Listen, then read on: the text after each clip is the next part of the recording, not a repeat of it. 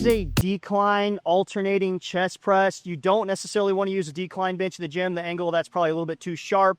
So find a long bench just like this and elevate it on an aerobic step or 2 to 3 DC blocks. Doesn't need to be too much. We're just looking for a little bit of a decline. You're going to do this from a hook lying position, which looks just like this. You want your feet on the bench.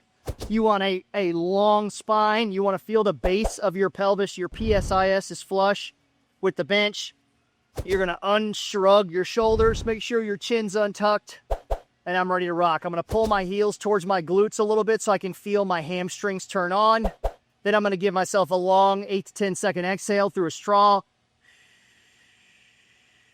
That's going to set my stack with my obliques. And now I've got enough core tension and a natural core brace to do an alternating dumbbell press without falling off the bench. So I'm going to inhale down slowly at about a 45-degree angle, keeping a nice reach in the top dumbbell so I still feel some serratus. That's going to give me a little bit more pec on the working side.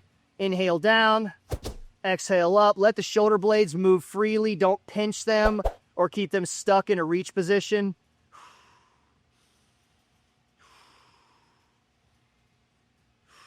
Keep hammies, obliques on.